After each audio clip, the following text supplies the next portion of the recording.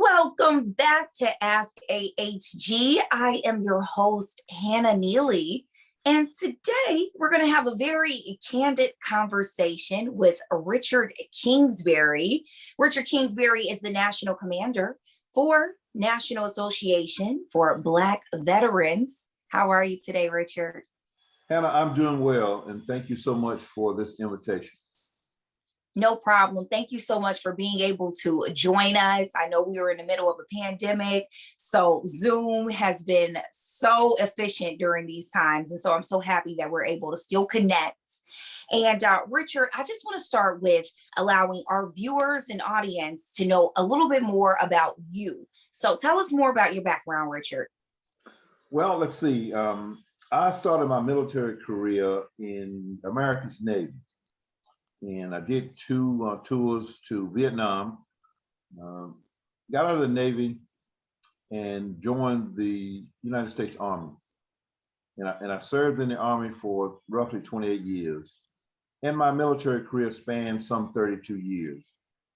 And I've had the opportunity of traveling to most parts of the world during my military service.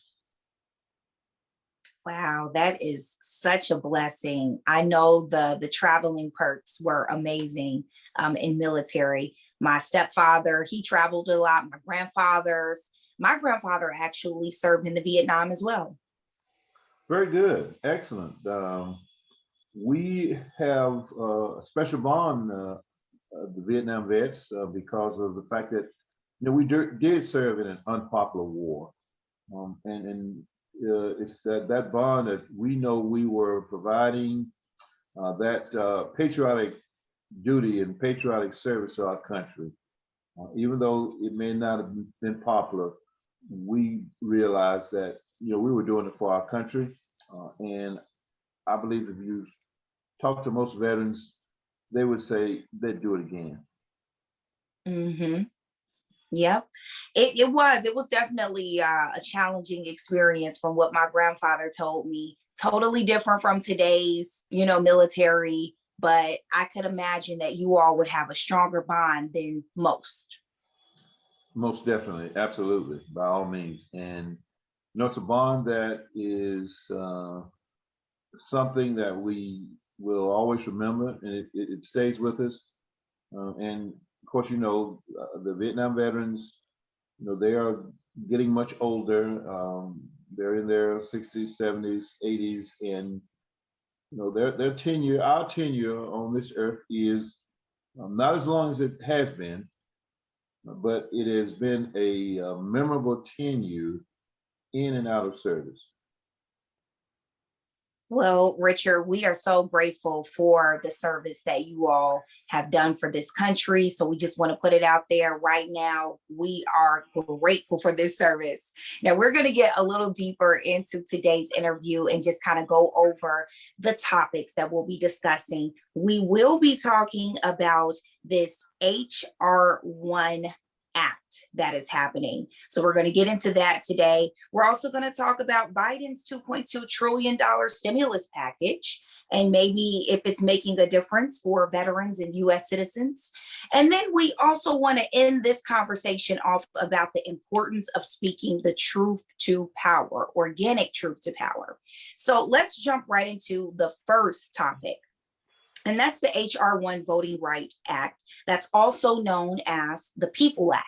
Now, I'm going to read this, Richard, and just so that the audience knows more about what this HR1 Act is. It's a bill in the Congress, and this is in the Congress right now to expand voting rights. Now, this is to change campaign finance laws, to reduce the influence of money in politics, and create new ethic rules for federal office holders.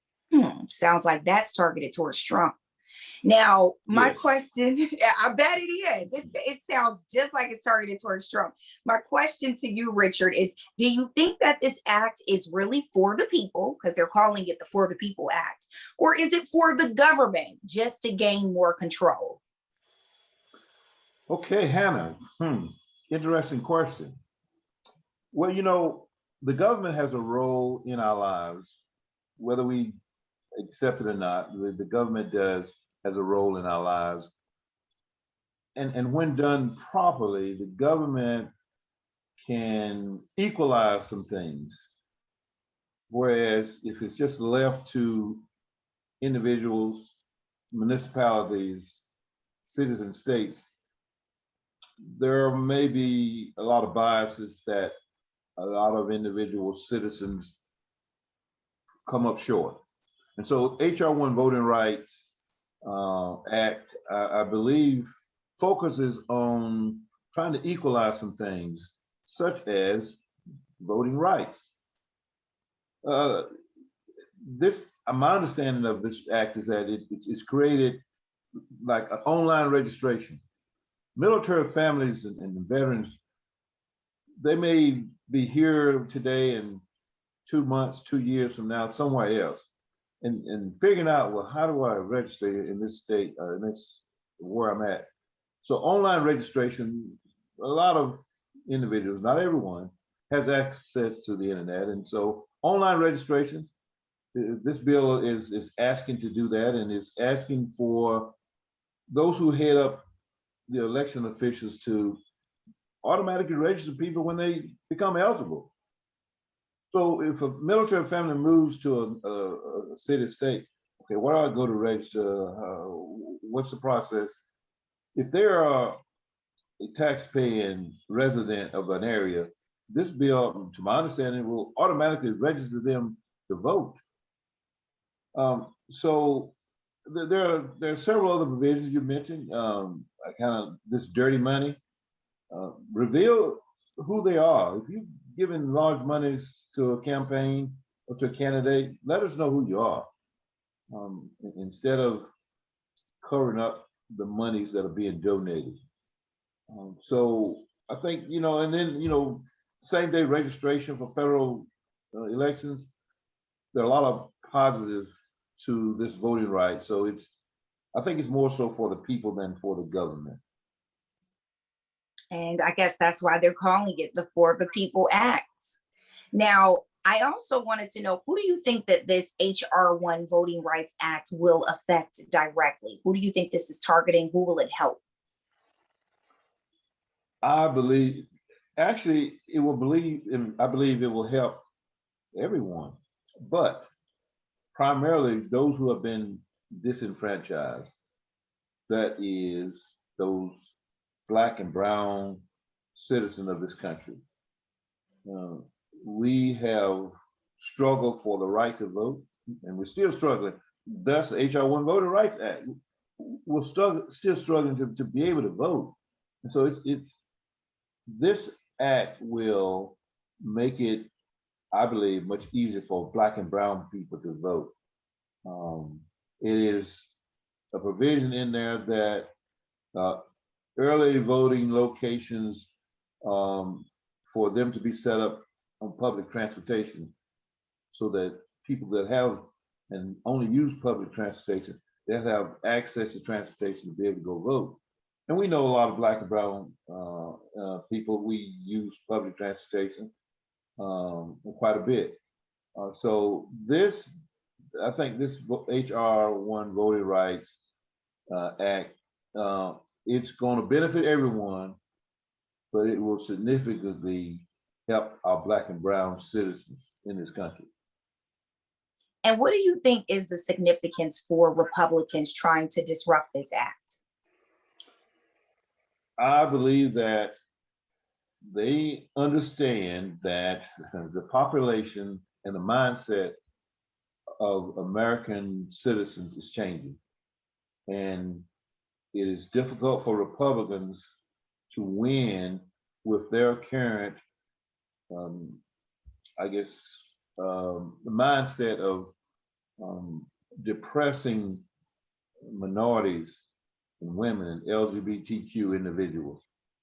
If they can't beat us at the ballot, then they're going to try to beat us with laws so that they can suppress us, restrict us to vote, thinking that's going to help them at the polls. But little do they know, just like this last election, Black and brown citizens, we took advantage of voting. And no matter whatever trickery they come up with, we're going to take advantage of voting because we've struggled too long and too hard to get this right. And I believe a lot of our younger Black brothers and sisters now understands the struggle that our forefathers went through. And now some of them are kind of struggling to be able to vote as well. I think they're understanding that, okay, all right, so you're going to play this voting game? Well, then we're going to show you. We're going to vote, and we're going to continue to vote. We're going to vote in numbers. Mm-hmm. And we're going to support in numbers. And that's what we've been seeing a lot of. Absolutely.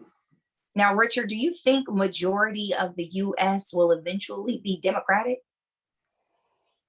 You know, I don't know if the majority of the country will be Democratic, but I think the majority of the country will be more like-minded. Like-minded about racial equality, like-minded about fairness. And I don't know whether it's going to be a Democrat, Republican, Independent, or whatever the label is, but I think the country is coming together with a more caring and like-minded approach to how we live on this earth and how we treat one another. And I believe the Republicans they realize that, and so they are fighting to remain somewhat in control because the mindset of America is changing, and I think it is changing more towards a collective thought of knowing and understanding that for the most part, everyone wants the same thing and everyone is deserving of the same thing. Why is it the white race in a lot of instances, or the Republicans, think that Black and brown people deserve something less? Mm-hmm. That's not going to go very far in this day and time and going forward. So I think the country's coming together closer to understand all the commonalities that we have, and if we work together, we can achieve together. Amazing. Well said, Richard. Well said. It also ties into my next question about how you feel about Operation Protect Democracy. Now, I'm going to give you some background information on Operation Protect Democracy, just in case you haven't heard of it or any of our viewers and listeners haven't heard of it. But it grew out of the Count Every Hero campaign. Now, this was founded last year, and it's calling for veterans to take a key role in election reform across the country. So this is ensuring that all eligible voters have access to ballots, federal, state, and local elections. How do you feel about that? Operation Protect Democracy. I don't know a great deal about it, but from what you described, in my understanding, it originated or had something to do with the fact that military personnel, particularly those overseas, and casting absenteeism ballots, that those ballots would be able to be counted. And those ballots, usually the election takes place and the ballots, absenteeism ballots are sent in overseas. And then they arrive well after the election day. And there was a push to not allow these ballots to be counted.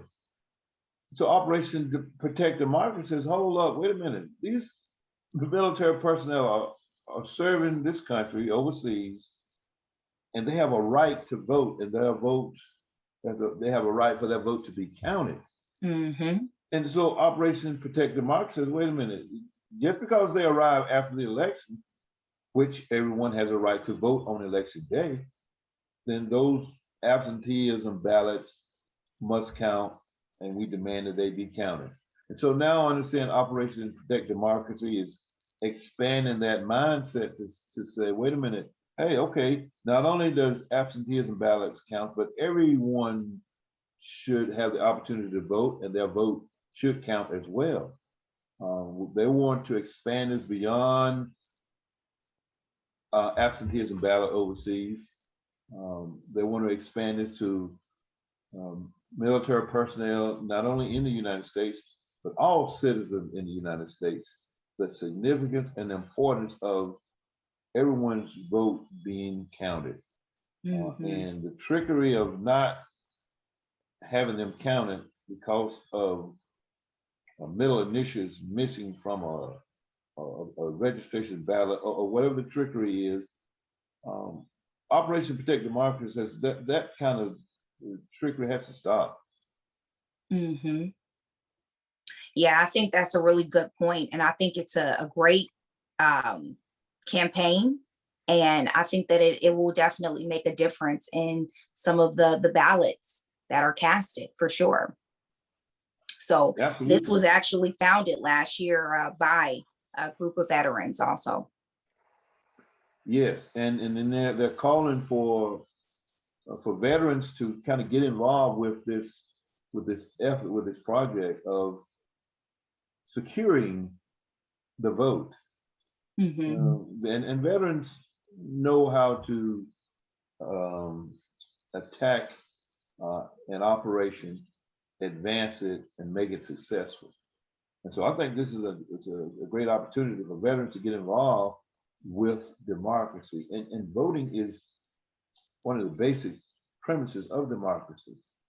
Voting so that we can elect the individuals we want to represent us. And in so doing, we put those individuals in positions and we challenge them, we hold them accountable to deliver those things that are near and dear to the voters that will help advance with everyone, not just a segment of the population. We vote to put individuals in office so that they can make sure we're protected, we're taken care of, and that we can pursue life, liberty, and happiness. That's what the elected officials are in charge with doing. And it starts with preserving that right and have that ability to vote and for that vote to count. Exactly. I completely agree. So I'm excited about the HR1 Voting Act, and we'll see what happens with that. But we're going to switch gears here, and we're going to get more into President Biden's $2.2 trillion stimulus. Now, do you think that this package has made a difference or will make a difference in 2021 for veterans, military, active military, or just U.S. citizens in general? Okay. $2.2 trillion stimulus. There's a lot. I look at it this way. This package is a package where the government is investing in the country and the people in this country. It's an investment. And you can invest in a lot of ways. You can invest your time, your talent, and your monies. Well, this is an investment, a combination of investments. An investment in fixing the infrastructure, roads, bridges, internet, broadband. That's an investment in the country. And when you do that, you invest in the people in the country. An investment in climate change, clean air and water. Everyone deserves clean air and clean water. We have so many Black and brown communities who are drinking and exposed to water and chemical waste. This bill helps invest in cleaning up some of those communities. We need to address, and I think this bill, President Biden's stimulus package, will help with some of the racial inequalities that this country faces in the economy. And the thing about it is, yes, he's proposing to raise the corporate tax. Okay, well, I'm not a corporation, but I don't see a problem with corporations paying their fair share of taxes. I agree. And I think that's what the president is saying. Okay, here I am, if I pay taxes at a higher rate than a corporation, how fair is that? And so what the president is asking, okay, corporations, you pay taxes at a 21% rate. Okay, we think you need to pay it at a 28% rate, corporate rate. Mhm. So he's not breaking the corporation. He's just asking them to pay their fair share. And in so doing, we will be able to do many of the things that's in this $2.2 trillion stimulus package. Mhm. That's very true. That's very true. And then, like you said, it just gives that opportunity to many people who have probably never even seen $1,200 at one time or $1,400 now have the ability to have that in their bank accounts and, grow in some type of way from that. I know many people that have invested that stimulus into the stock market or into Bitcoin and trying to grow their money and make something of themselves. So I think personally, there's a lot that can come from it for veterans, US citizens, everyone. I totally agree. And it's exactly what it says. It's a stimulus package. So Mhm. when veterans and military personnel, when they receive $1,400, and most of them put it back into the economy, that that stimulates the economy. That Mhm. either buys an appliance, or that keeps a restaurant in business. That allows a family to either buy some school supplies, or allows a family to invest, or allows a family to put a deposit, a down payment on a car or a home or an apartment. There's a lot of positive to the stimulus package, and in putting funds directly in the hands and the bank accounts of those most deserving and in need can only be a plus for the economy and for that individual household. So I think the stimulus package is a positive thing, and I applaud President Biden for championing that particular cause. Mhm. And Richard, we're going to leave off on this last question, our question of the day. What's the importance of speaking organic truth to power? Awesome question, Hannah. Awesome question. Truth Thank to you. power. The old saying is, the truth shall set you free. Mhm. And I believe in that. The truth, if we face the truth, we can get a lot of things done. This country has been living and hiding behind big lies. Big lies, and then, of course, the most recent big lie about this election. Speak the truth to the whole thing. The election is over. It's been investigated. Truth is, the winner, who is now the president, won the election. Mhm. This country is there. There is systemic racism in this country. Yeah, there are bad actors, but this country is a racist country. There's no doubt about it. And no, we haven't gotten over slavery. People in this country have profited from slavery, and people in this country have been set back by slavery. Mhm. Understand that, and until we as a country can understand that, it's going to be difficult for us to move forward. Understand the truth. Truth of the matter is, individuals have been negatively impacted by systemic racism. Let me give you just a prime example. In the military, when World War II ended, then the government came up with the GI Bill. And so the GI Bill was to help veterans who had gone away fighting in the war, to get on their economic feet and kind of catch up with society. As Mhm. society moved on, people bought houses and cars and went to school. When veterans came back from World War II, they needed a boost. So GI Bill was to help them with education and to help them with small loans, business loans, educational loans. Mhm. And so what the government did is, okay, here's the money, but the state says, well, let us have that money. The government gave the money to the states, and then the states disproportionately distributed that money to the white veterans, and the black veterans got further left behind. So those are the kinds of things that has taken place.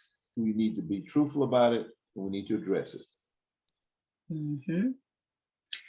That's very true. But outside of addressing it, because I do feel like it has been addressed many and many times over, and I feel like a part of addressing it, it brings the conversation of reparations, which still has not been distributed properly. I know that Evanston, a city in Chicago, has decided to start the process of reparations. But do you think that that will be the real organic truth to power here in America? Do you think giving the reparations to all Black people that can prove that they have African descent is the way to go? Yes. Long story short, yes. I agree. It's like you don't even have to explain. I agree too.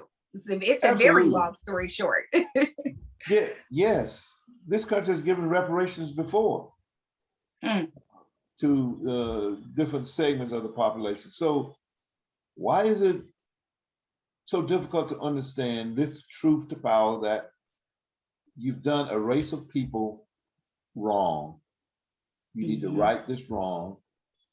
One of the ways to start righting this wrong is reparations. Can they totally right this wrong? Well, I don't know.